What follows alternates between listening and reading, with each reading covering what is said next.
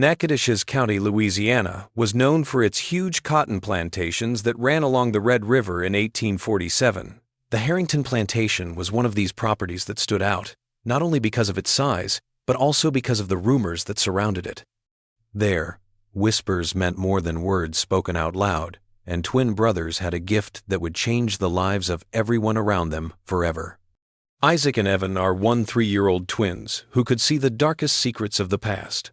This ability changed them from simple field workers into unpredictable instruments of justice. But please let me know in the comments where you are watching from. And if this is your first time here, don't forget to subscribe so you can get more stories that will keep you up at night. What started out as childish whispers would soon lead to the discovery of crimes that had been hidden in Louisiana's red soil for years. The cost of this discovery would be more than anyone could have imagined. The Harrington Plantation was huge and ran along the Red River. Its endless rows of cotton swayed in the hot Louisiana sun. Derek Harrington, a 5-year-old man with gray hair and piercing eyes, had been in charge of this property with an iron fist since he got it from his father 20 years ago. There were more than 100 enslaved people who worked on his land, but twin brothers stood out because of how strange they acted. Isaac and Evan, both 13 years old, had dark eyes that seemed to see beyond the present, and a creepy habit of whispering about things they had never seen. The twins had been working in the field since they were 6 years old, and their hands were rough from all the work. They showed strange skills from a young age. They knew where other slaves hid during games, could guess who had broken tools, and could tell when overseers would show up at the fields. These simple visions slowly turned into more complicated and scary ones that showed secrets that no child should know. Celeste, the twins' mother, died during the hard birth that brought the boys into the world. The other slaves whispered that she had the sight, which meant she could see things that were hidden. Some people thought that her sons had gotten this dark gift from her. Derek stuck to a strict schedule on his land. Every morning, he rode his bay horse through the fields and watched the work with a calculating look. His big house, a 2-story building with white columns that stood out in the landscape, was a sign of his total power.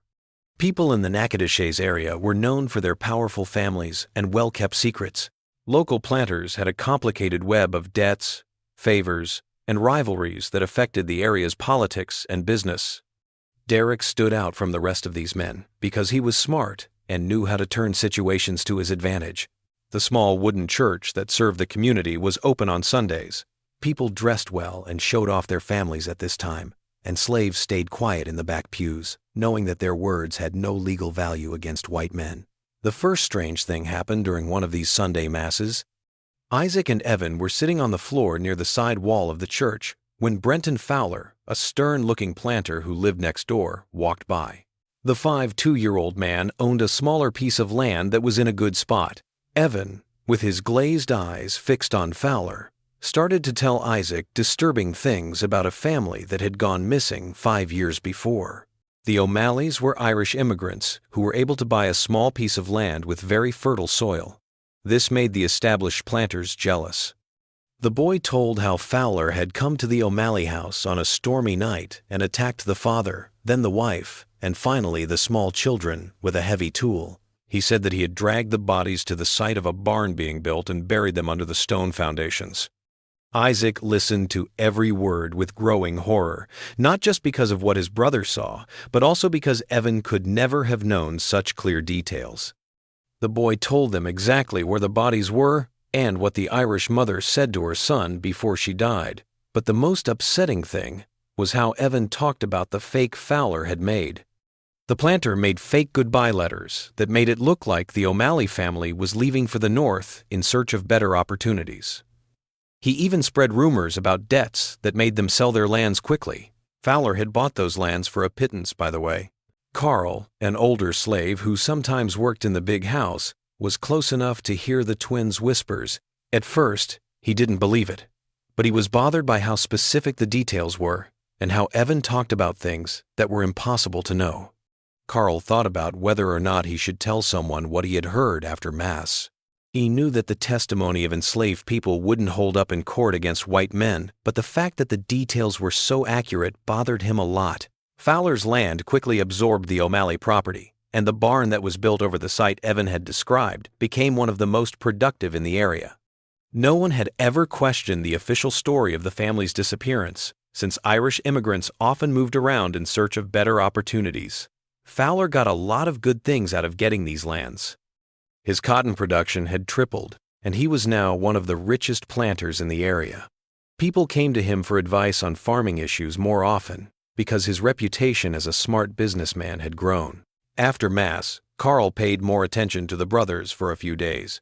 He saw that they sometimes stopped working and stared off into space, as if they were seeing something that no one else could.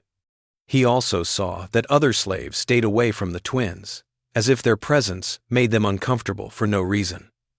Carl didn't take lightly his choice to tell Derek Harrington about the twins' whispers. He knew that bringing this information could put his own safety at risk, but something about the way Evan described things made him feel like he had to do something. Carl was careful with his words when he finally told Harrington the story. He didn't say that the twins were directly accusing him.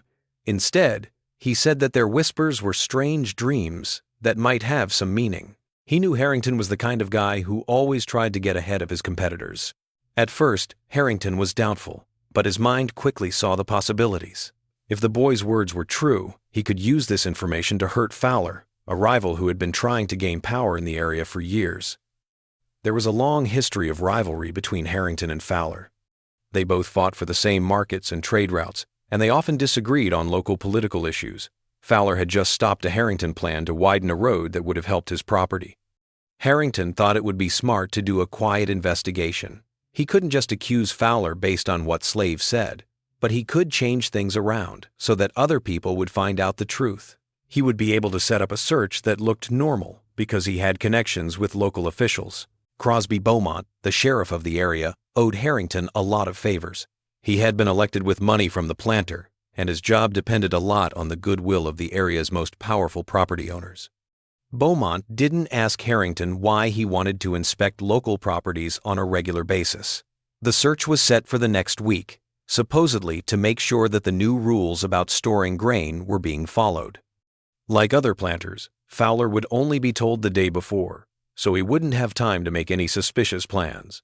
Isaac and Evan kept working in the fields while things were getting ready. They didn't seem to know how much their whispers had affected things. But Carl noticed that the twins were more restless, as if they knew something big was about to happen. Evan had what seemed like a very strong vision the night before the search.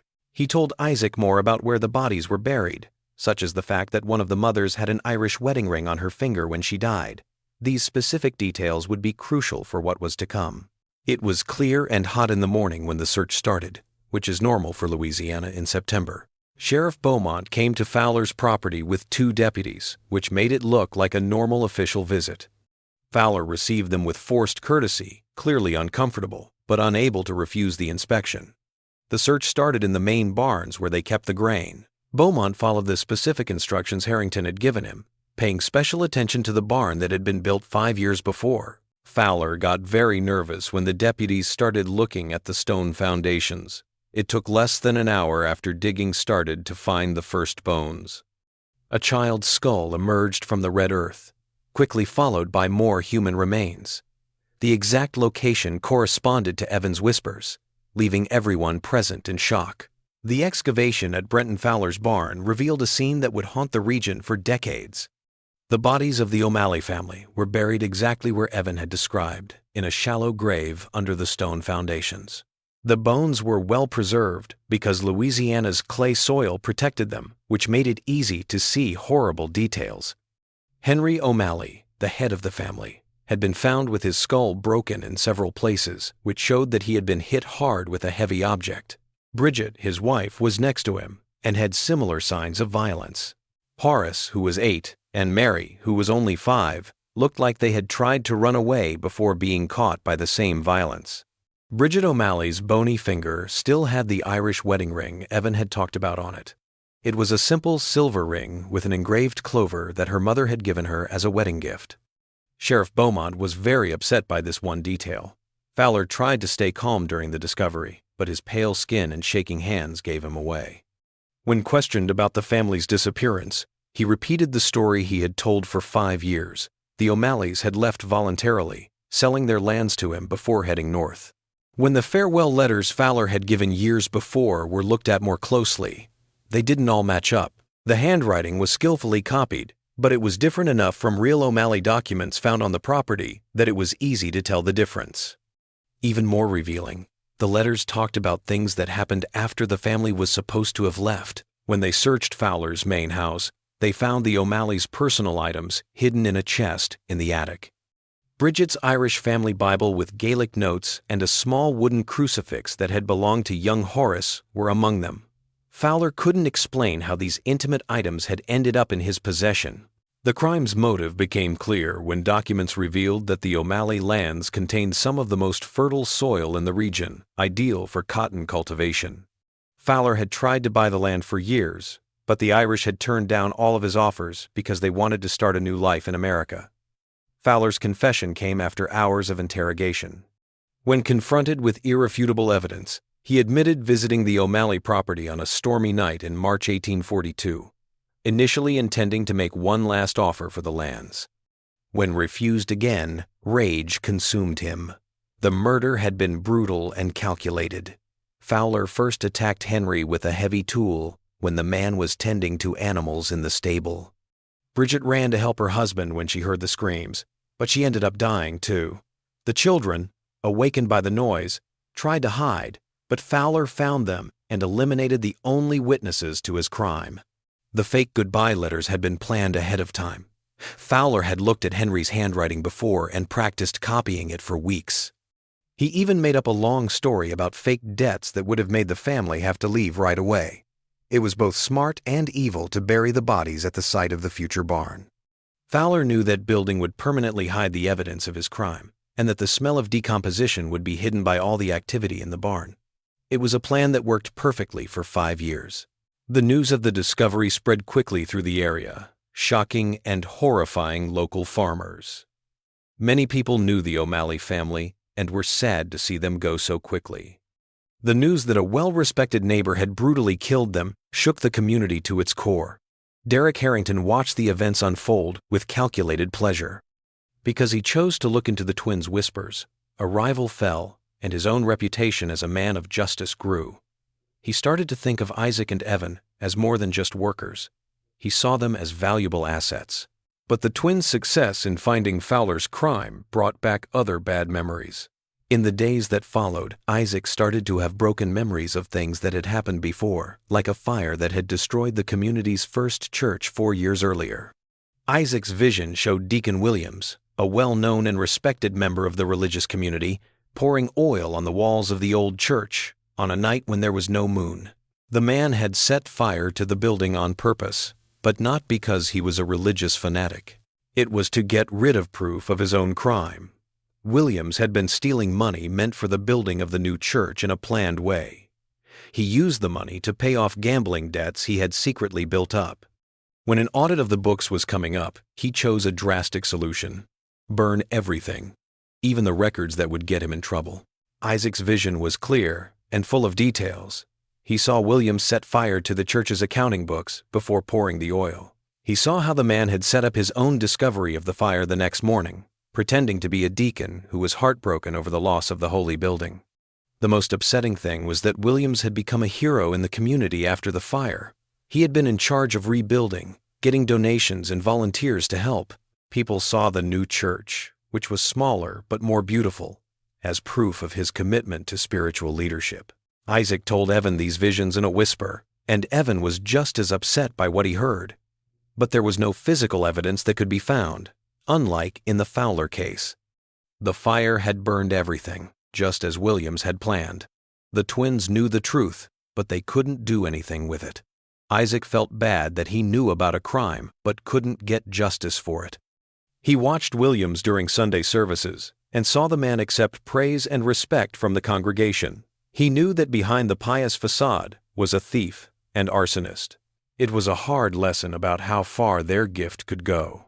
Evan, on the other hand, started having visions of more recent events, like a terrible accident that happened on the Red River 2 years ago. A storm caused the steamboat Belle Marie to sink, killing 3 passengers and losing a valuable load of cotton. Evan's vision showed him that the wreck wasn't an accident.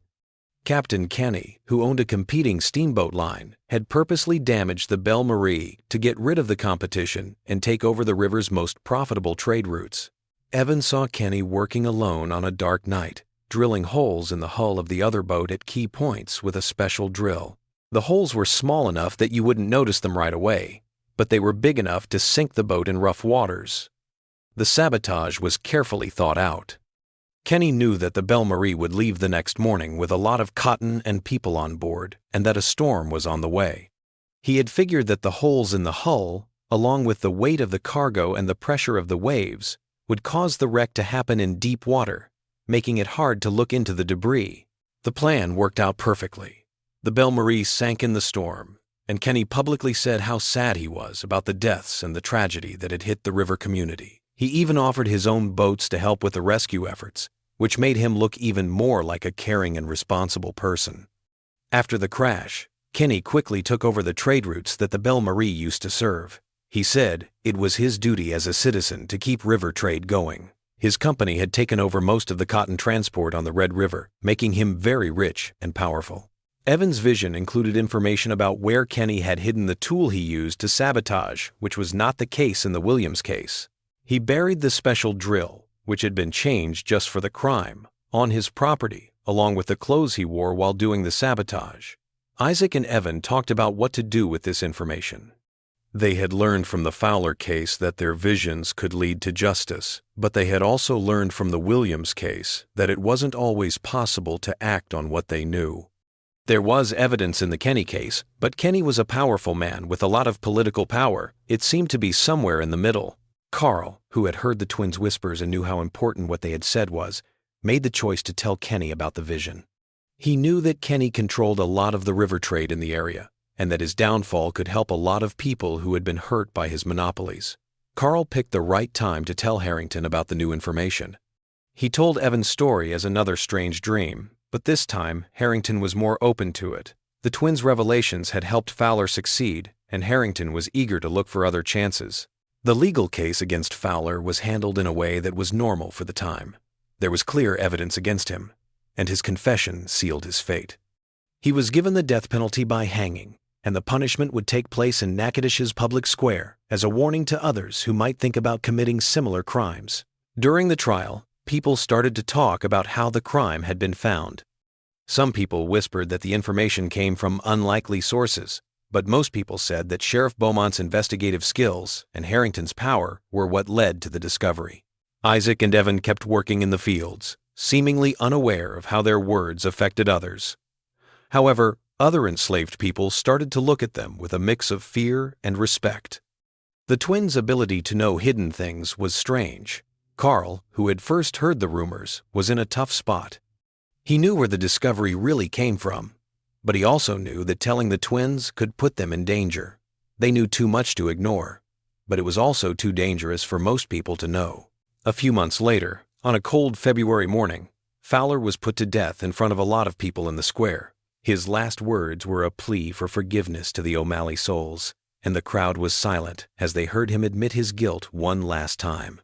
Fowler's death led to the sale of his lands at auction to pay for legal debts. Harrington, on the other hand, was able to get a large part of the property, including the fertile land that had cost the Irish family their lives. The crime had been punished, but the original reason for it, which was a desire for land, had, in a way, come true. After the Fowler case, Harrington's reputation as a fair man grew by leaps and bounds. Other planters started to ask him for help and advice because they thought he had special connections to the authorities and a special talent for finding the truth.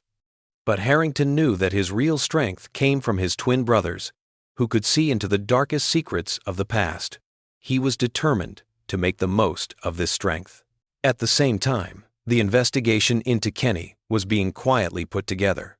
Harrington had used his power to get the authorities to look at the Belle Marie wreck again, saying that new information had come to light about possible sabotage. The search for the buried tool would be done under the guise of a routine investigation into how businesses work on the river. If you like this story, don't forget to subscribe to the channel so you don't miss the next parts of this scary story. The investigation into Captain Kenny was done with the same care as the one into Fowler. Harrington had learned how to plan these searches so that they looked like normal investigations. This kept the real source of his information safe. The digging on Kenny's land showed exactly what Evan had seen. The special drill that had been changed and still had tar on it from the Belle Marie's hull was buried under a pile of stones at the back of his property. Along with the tool, investigators also found Kenny's dark clothes from the time of the sabotage, which had been preserved by the dry earth. At first, Kenny tried to say that the tool had been planted by jealous competitors, but the fact that the drill had been changed in a specific way and the tar residue matched the type used on the Belle Marie made his denials impossible to keep up. Kenny's confession not only revealed the sabotage of the other boat, but also a larger web of dishonest business practices he had used to control river transport. He had paid off port inspectors, changed departure times to hurt competitors, and even spread false rumors about the safety of other boats. Harrington realized that he had something more valuable than any plantation: twin brothers who could tell him the region's darkest secrets after Kenny fell and Fowler was executed.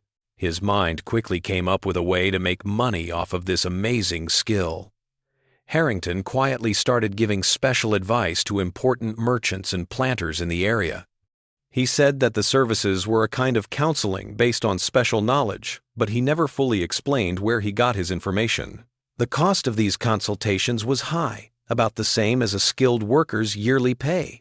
Colonel Beaumont, the sheriff's father and a veteran of the War of 1812, was the first client. He had lost important papers about his military pension. Evan went into a trance-like state during the meeting in the big house, where the twins were serving quietly. His eyes were fixed on something far away. The boy talked about a silver medal his father wore during the war. It had an eagle feather in it that he called his luck charm. Evan said that the medallion was hidden inside an old military boot that was kept in the attic of their family home. The colonel found exactly what he had been told, along with military papers he had been looking for decades. Beaumont was very upset, but also thankful that the information was true. He gave Harrington a lot of money and then quietly told people about the amazing information that could be found at the plantation. People started to think of Harrington as someone who could get information that was impossible to get. Mrs. Rosanna Payne, the widow of a wealthy merchant, went to Harrington after hearing rumors about what he could do. She hadn't talked to her brother in Europe in a long time and really needed to know what was going on with their family businesses. Isaac talked about a letter that would arrive in 3 days. It would be crumpled from being carried in a messenger's pocket on a long trip. The letter came just as expected, and it was a desperate request for money to save a failed silk business. The paper was damaged just like Isaac said it would be, and it looked like it had been folded and refolded many times. Rosanna was so impressed that she became one of Harrington's most loyal customers. After a lot of questions about Harrington's academic credentials, Professor Finch, a well-known teacher in the area, went to see him. During the meeting, Evan told the truth about the Harvard diploma on display in his office. He said it was fake, and that proof of this was hidden in a certain book on the 4th shelf of his personal library. The revelation was true, but Harrington didn't use it to expose Finch. Instead, he used it to make sure Finch would stay loyal and offer free educational services for future projects. The professor, afraid of being found out, joined Harrington's network of people who could help him, even though he didn't want to. Mrs. Clementine Dubois, who was very religious, had asked Harrington to help her find some missing family jewels. Isaac shocked everyone when she said that she had buried her favorite cat, Marmalade, with a valuable pearl necklace in her private garden. She thought this would ensure the cat a good life in the afterlife. Clementine found not only the cat's body, but also the pearl necklace she had lost years before when she checked the spot near a certain rosebush in her garden. She was very upset to learn that she had buried the jewels in a moment of crazy grief, but she was also sure of the twins' incredible power. The issue was that Isaac and Evan's visions didn't show up when they wanted them to. They came up on their own, often at bad times, and didn't always have information that was useful for Harrington's business. He started putting pressure on the twins to have visions when they needed to, in order to keep the flow of clients and money going. When real revelations didn't come to light, Harrington forced Isaac and Evan to make up believable stories based on things they had seen and heard. The twins were so scared of what would happen if they let their master down that they started mixing supernatural truths with desperate lies. This mix of real and fake news made things very dangerous. Some clients got information that was so accurate that it changed their lives, while others were tricked into making bad choices by false predictions. During this time, Harrington's reputation went back and forth between being admired and being suspected. The brothers' living conditions got a little better. They were moved from the slave quarters to a small room at the back of the big house so that they could be called in quickly for meetings. They got better clothes, and Harrington secretly started teaching them how to read and write, which were dangerous skills for slaves but necessary to improve their unique skills. But the mental burden of their duties kept getting heavier. Isaac, who was always protective of his twin brother, started to show signs of severe stress. After his meetings with the police, he had terrible headaches and often woke up screaming from nightmares about the crimes he had seen. Evan, who was more sensitive, started to pull away and talk less and less, even with his brother. Real visions kept happening on their own, revealing more and more disturbing secrets about the people who lived in the area. Isaac learned more about how Judge Hamilton, a well-respected judge, took bribes to change sentences. For example, he learned that he hid the money on his property by burying it under a certain stone in his garden. Evan had dreams about Mrs. Hoffman, a widow who seemed to be a good person. She had been slowly poisoning her husband with arsenic by mixing it into his afternoon tea every day for months. The vision showed her where she got the arsenic and how she got rid of the evidence. These new facts put Harrington in a moral bind. He knew about serious crimes, but if he told people about them, they would know where he got the information and the twins might be in danger.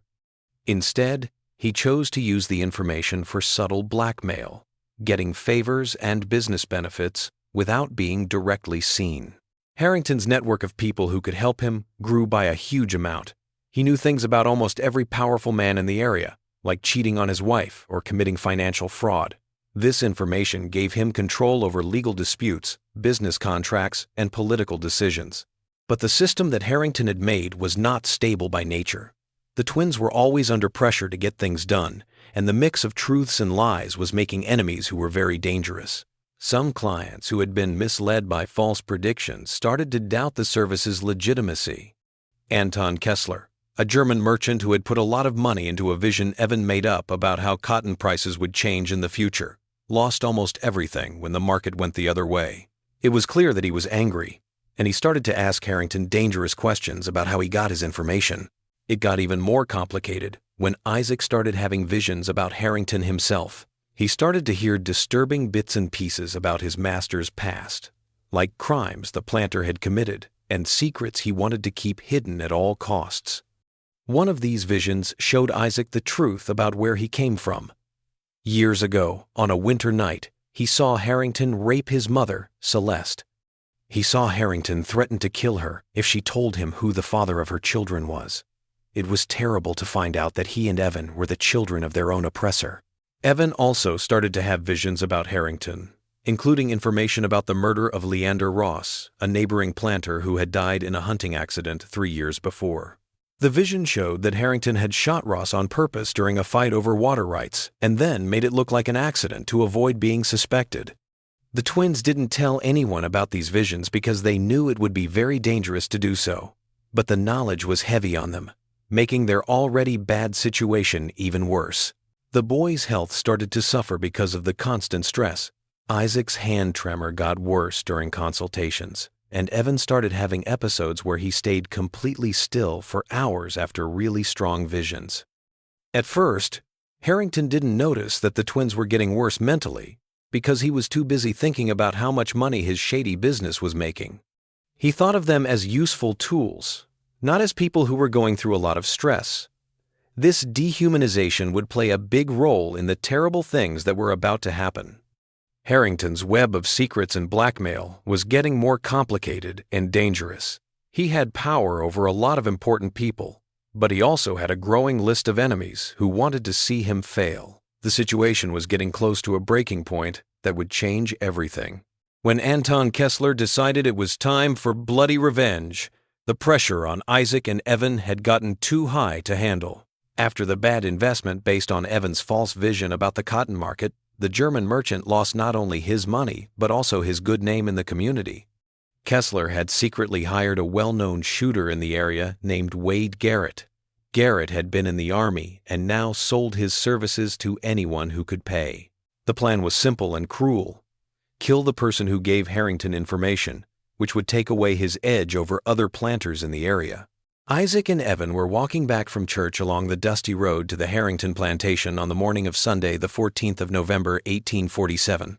The sermon was about forgiveness and redemption, which were painful thoughts for the twins because they had so many dark secrets. During Mass, Evan had a very disturbing vision in which he saw details about how Reverend Bradford had stolen money from church donations to pay for his gambling problems. The vision showed him where to find a hidden box in his house that held not only the stolen money, but also papers that could hurt him. Evan was clearly affected by the weight of these constant revelations. He whispered the details to Isaac with shaking hands, and his eyes showed that he was tired beyond his 13 years. Isaac, who was always protective, tried to comfort his twin brother, but he was also having a hard time with the pressure of their abilities. Wade Garrett came out of hiding when they went around a bend in the road and were protected by old oaks whose branches made a natural roof. The shooter picked the spot carefully because he knew the twins always took this route after church and the thick plants would hide him. The first shot hit Evan in the chest, and the force of the impact threw him backward with great force. Isaac was shocked at first and couldn't move, but he quickly got better and ran to his brother. The second shot missed his head by a hair and broke the bark of a nearby oak. Garrett had been told to kill both twins, but Isaac moved too quickly and other travelers showed up on the road, so he had to run away before he could finish his job. He vanished into the thick plants, leaving behind only the smell of gunpowder and the sound of gunshots in Louisiana's humid air. Isaac carried Evan back to the plantation, his brother's blood staining his clothes as he fought against the weight and distance. Evan was awake but losing blood quickly. His lips moved slowly, and Isaac had to lean in to hear what he was saying. "Anton sent him," Evan said, his voice barely audible. "I see him paying Wade Garrett at the tavern 3 nights ago." Evan's gift kept working even after he died, showing who was behind the attack. They called Dr. Moreland, the local doctor, right away, but he wasn't very good at treating such bad wounds. The bullet had gone through Evan's lung, and there wasn't enough medical help at the time to stop the bleeding. The only thing the doctor could do was try to make the boy's last moments more comfortable. Evan died in Isaac's arms at sunset, whispering one last vision of a place where they could be together again, free from pain and the dark secrets that had ruled their lives. His last words were about golden cotton fields where kids could play without fear. This image was cruelly different from the harsh reality of their lives. Isaac was heartbroken over the death of his twin brother, but he was also filled with cold, calculated anger. He knew who had ordered Evan's death, and he also knew that the police would do very little or nothing to look into the death of a slave boy. He would have to bring about justice himself. Isaac told Harrington who the mastermind was, thinking that his master would want to get back at him for losing such a valuable resource. The response was shockingly cold. Harrington was upset about Evan's death because it meant losing money, but he didn't want to do anything about Kessler because he was afraid it would reveal where he got his information. One dead slave isn't worth a war with other planters. Harrington said in a cruel way that was planned, "You can still be useful." Evan was not. These words sealed Harrington's fate. Even though he didn't know it at the time, Sheriff Beaumont looked into the shooting, but only for a short time. He quickly decided it was a random attack by unknown bandits. There was no real effort to find Wade Garrett or look into his link to Kessler. There wasn't enough value in the life of an enslaved boy to warrant a real investigation. Evan's funeral was a simple service in the cemetery for enslaved people, which was an unmarked area at the edge of the property. Isaac stayed by the grave for hours after everyone else left, whispering promises of revenge that echoed in the hot night air. Isaac started to notice changes in his own skills in the days after Evan died. Trauma and pain seemed to be hurting his gift, making visions less frequent and more blurry. But one last terrible vision was coming, one that would change everything. 3 weeks after Evan's death, Isaac had the most intense and disturbing vision of his life while he was awake all night. He could see the truth about where he came from very clearly. Derek Harrington was his real father. The vision showed graphic details of Harrington's threats to keep Celeste quiet and the rape of his mother. But the vision didn't end there. Isaac saw other Harrington crimes, such as the murder of Leander Ross on purpose 3 years earlier during a fight over water rights. Harrington had shot Ross while hunting and then changed the scene to make it look like an accident. The body had a wound that looked like it had been shot by accident, but the vision showed the horrible truth. The vision also showed Harrington where he had hidden proof of the crime. Harrington buried the weapon that killed Ross under a certain stone at the edge of his property, along with personal items he had taken as trophies. Ross's gold pocket watch, which had his initials on it, and a personalized hunting knife that Ross always carried were among these things. Isaac knew he had enough information to kill Harrington, but he also knew that just telling Harrington what he knew wouldn't be enough. He needed a plan to make sure that justice was served not only for Ross's murder, but also for Evan's death and the years of abuse he and his brother had to deal with. Isaac's gift was fading fast, and visions were becoming less common and more broken. He knew he didn't have much time to act before he lost his power completely, but he also knew exactly how to use his last vision to bring down Derek Harrington. Finding out that Harrington was his father made his desire for revenge even more personal. It wasn't just about getting justice for Evan or Harrington's victims. It was also about facing the man who had ruined his family since before he was born. Isaac started to plan his revenge, but instead of a complicated plan, he would be more direct and impulsive. He knew he would only have one chance to tell the truth, and that it would depend on both luck and planning for success. Isaac saw the irony in the situation. Harrington had used the twins' gift to find out other people's secrets, but he never thought that this same gift would show his own worst crimes. The person who was taking advantage of others was about to become the one who was taken advantage of, and justice would come from the very son he had enslaved and abused. The Harrington plantation, which had been the center of a web of blackmail and manipulation, was about to become the scene of revenge that, while not fully planned, would be very effective. Isaac was ready to carry out a plan that would kill the man who had ruined his life. He had supernatural knowledge and a strong will that had been forged in pain. Isaac looked at Harrington in a new way over the next few weeks. He saw not only the cruel master who had taken advantage of him and his brother, but also the man who had raped his mother and then enslaved the children that came from that crime. His anger was cold and planned, but it was also fueled by the pain of loss and the desire for justice. Harrington, on the other hand, was worried that Isaac's skills were getting worse. The boy's visions had become less frequent and less detailed, which was bad for the consulting business he had built up. He thought about getting other slaves with similar skills, but he knew that the twins' gift was one of a kind and couldn't be replaced. After Evan died, the pressure on Isaac to have visions grew. Harrington, who was desperate to keep his network of powerful people, became more demanding and cruel. He told Isaac that he would get in a lot of trouble if he couldn't give him useful information, not knowing that he was pushing his own son to get revenge. Isaac put up with the abuse without saying anything, knowing that his time would come. He stood by and watched people come and go in the big house, waiting for the right time to tell them what he knew about Harrington. He was as patient as a predator waiting for the right time to attack. Isaac finally got the chance he had been waiting for during a very important meeting in the big house.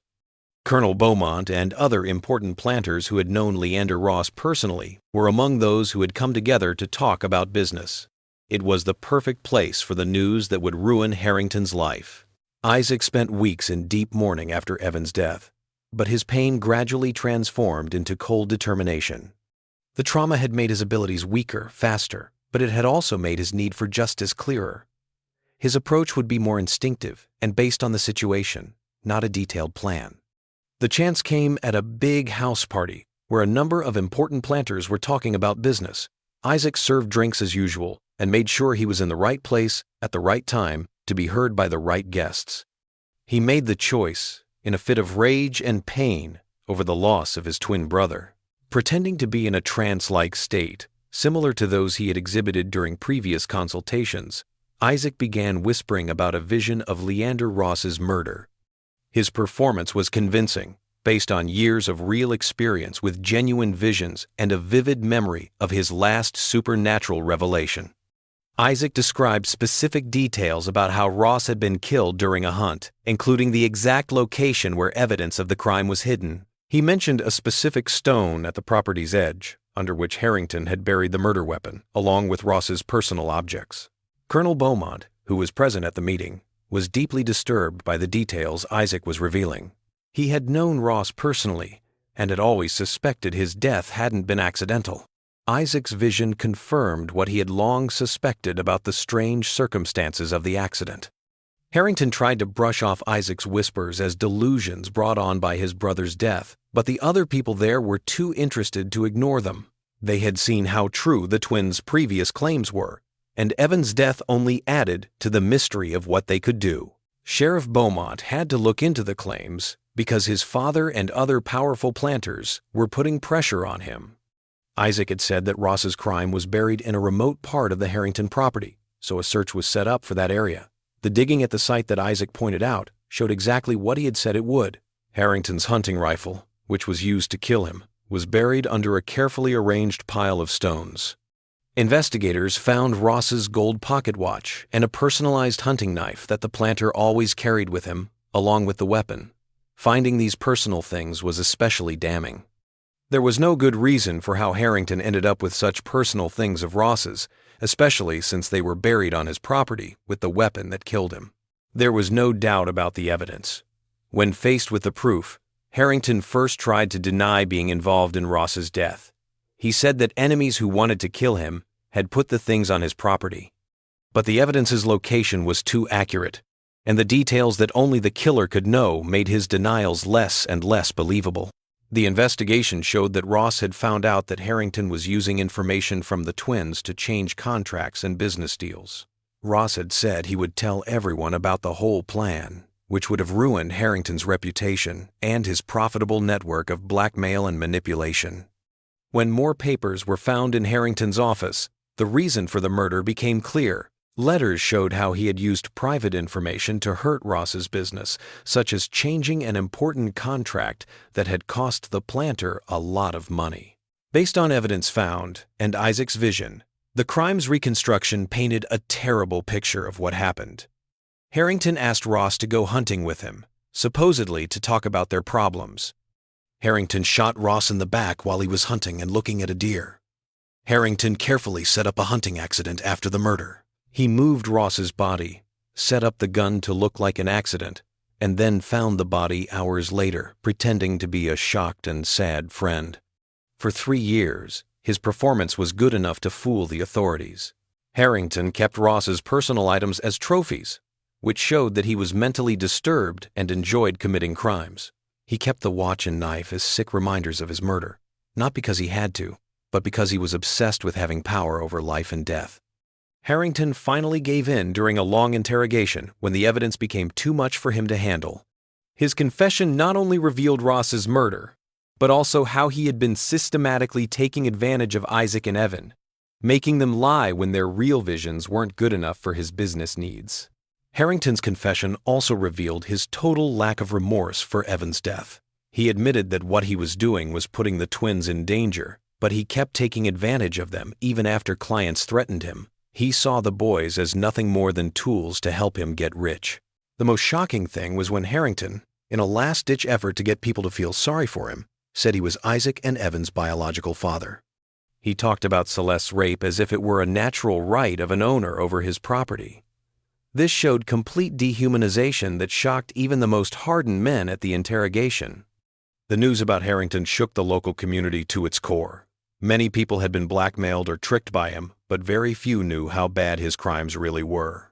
People were very angry when they found out that he had killed a well-respected neighbor and used his own enslaved children. The legal process against Harrington followed the rules of the time, but it went very quickly because the evidence was so clear. The jury took less than an hour to decide that the defendant was guilty of first-degree murder. A few days later, the death sentence was given.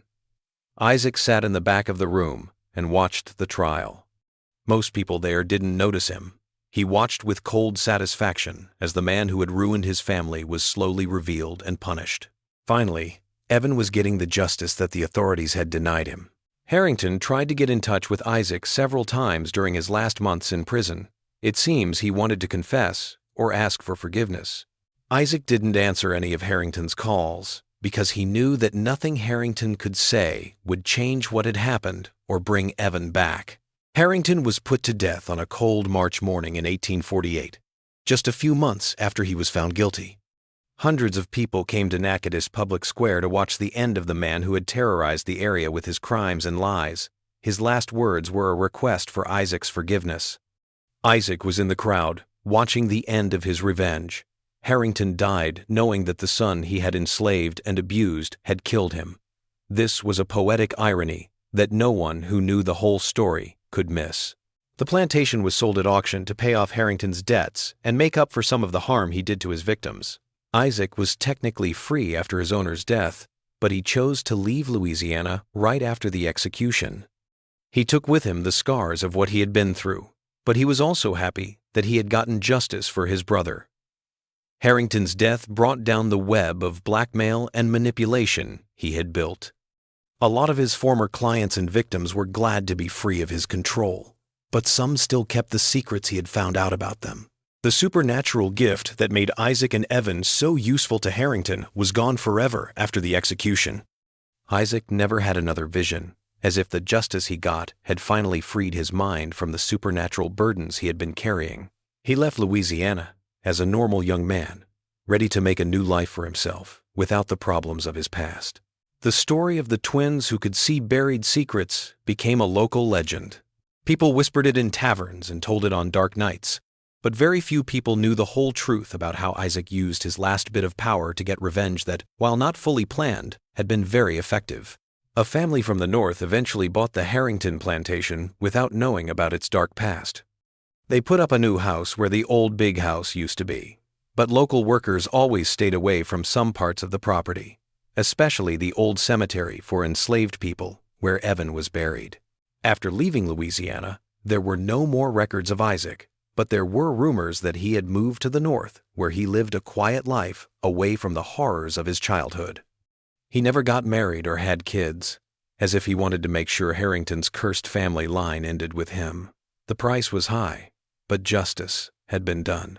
Isaac had lost his twin brother and his childhood, and he would always have the scars of what he had been through.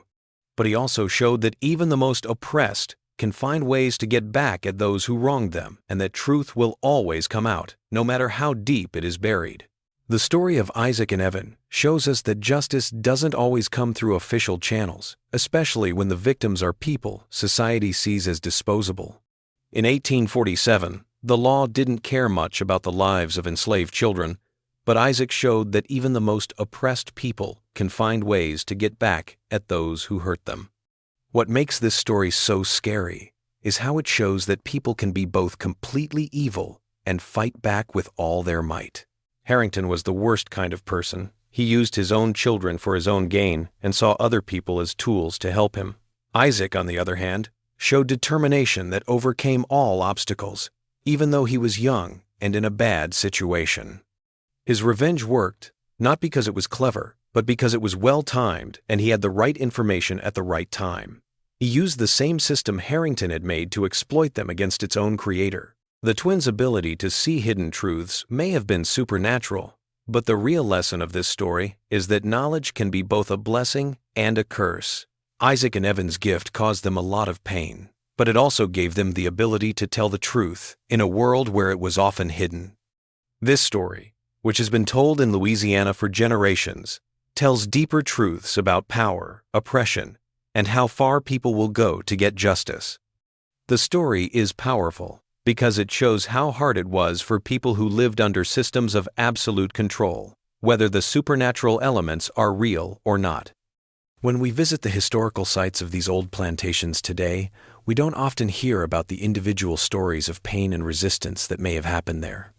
But stories like this one live on, whispered in small groups, carrying the weight of shared memory and the hope that the truth, no matter how deep it is buried, will eventually come to light.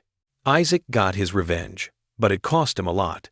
He lost his twin brother, his childhood, and scars that would never fully heal. His story makes us think about how far someone should go to get justice when the system fails. And what is the real cost of revenge, even when it's right? These questions have been asked for hundreds of years and are still important today, just like they were in the cotton fields of Louisiana in 1847. Isaac and Evan's story may have ended with Harrington's death, but the questions it raises about justice, power, and how evil and resistance can both happen in people still bother us.